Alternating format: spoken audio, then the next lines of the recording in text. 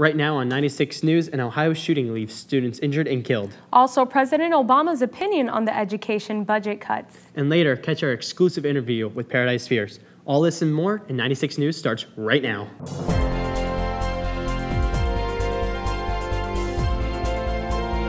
Hello everyone, and welcome to 96 News. It is the week of February 27th, and I'm Matthew Hall. I'm Vanessa Mieses. Breaking news on Monday morning as an Ohio Chardon High School student opened fire in his school. The shooting started in the cafeteria and the suspect was chased out of the building by a teacher. The incident resulted in 4 students being hospitalized and undergoing surgery, and one 17-year-old student left dead. The sheriff department said the shooter later turned himself in. Police have not identified the gunman, but students, parents, and the local media say his name was T.J. Lane. The entire school district was closed for the day. A burial is taking place for the last U.S. soldier that was found missing in Iraq. Ahmed Altai, an Iraqi-born immigrant, joined the U.S. Army to serve as an Arabic interpreter. He married a local woman and went missing in 2006 while visiting her in Baghdad. The family had heard nothing about Altai's whereabouts since 2008, when they received reports that he was sick and his captors were looking for medicine to treat him. Now, 5 years later, the body was found and identified by the U.S. military at Dover Air Force Base in Delaware and plan to hold his funeral in Michigan near his family. And here's the latest with our weather.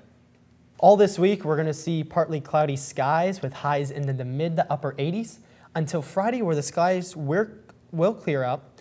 On Saturday, we're going to have scattered thunderstorms all around the area except for Cocoa Beach. The temperatures are still going to be in the high 80s. And on Sunday, the temperature will drop into the low to mid 70s with scattered thunderstorms all around the area. And the lows will be reaching the upper 50s, so make sure you have a jacket with you. Well, movie fans were glued to their TVs over the weekend as the Oscars took place. Reporter Victoria Garcia gives us a recap. Well, this weekend was Hollywood's biggest night at the 84th Academy Awards, where the 1920s silent film The Artist won big, winning 5 Oscars, including Best Picture, Best Score, and Best Costume. Michel Hazanaviciu won for Best Director, and Jean Dujardin won for Best Actor. One of the night's biggest shockers was Meryl Streep's win for Best Actress for her role in The Iron Lady.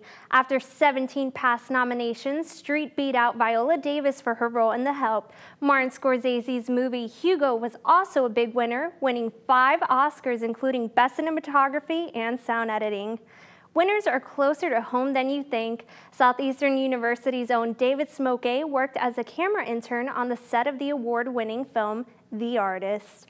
I caught up with David, and here's what he had to say about the winning film. It was really special to see it win. I think just because it was rewarding, it was good to see like everybody's hard work pay off, because whether it won any awards or not, I know how hard everyone worked on set.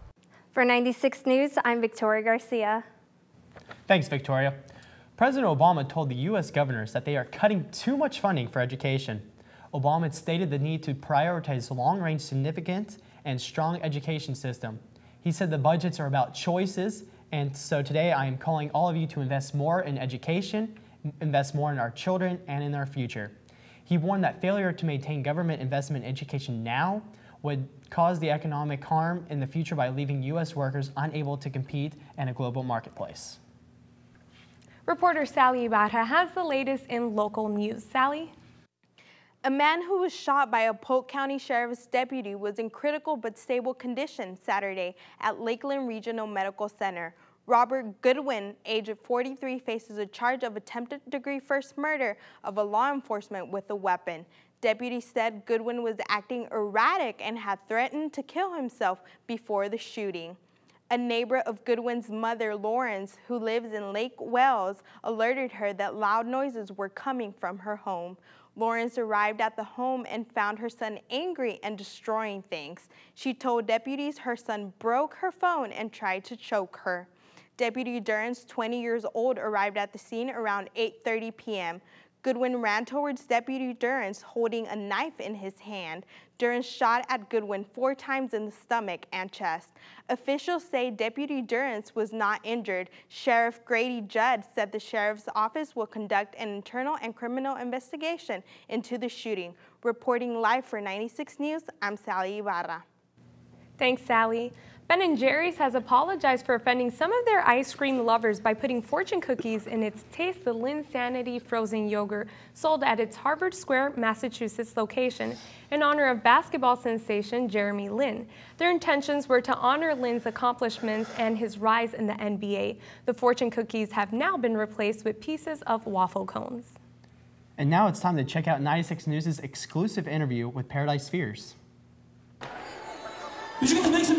96 News traveled to Orlando, Florida to talk to a band called Paradise Fears. From small town to big city, frontman Sam Miller told me how his world was changed by the band. This tour itself has been pretty amazing because, I mean, the bands we're out with have been really, really great to us. The shows have been incredible. Like more than half of them have been sold out. So that's, yeah, it's been pretty amazing so far, especially for a band like with very little touring experience like us. And very little touring experience wasn't a problem for Sam and the band. They had success at several Battle of the Bands nationwide.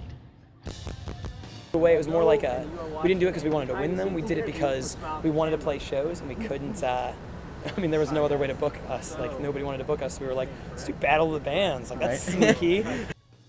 One judge even said that the band was like NSYNC meets a UFC cage match on stage. God, that was funny. Yeah, I like that. I think that's an adequate comparison. What does that mean? I think it means you take like the musicality of something like NSYNC, because they're incredible musicians. They're like really tight 5-part harmony, and we've got like 4 guys singing on stage. You take like sort of like the delicate musicianship of that, and then mash it with like the raw energy of a UFC fight with like people flying all over the stage, and that's what we try to bring to kind of a live show. So tell everyone where that they can find all your music. You can find us online at facebook.com/ParadiseFears, twitter.com/ParadiseFears, paradisefears.com. Pretty much anything.com/ParadiseFears. Odds are you're going to get links to one of our sites. Sam, Cole, Jordan, Michael, Marcus, and Lucas, all originally from South Dakota, just finished up a tour with The Cab and will be releasing a new full-length album entitled Yours Truly, due out to be released on June 14th. With the 96 News Music Series, I'm Ryan Shea.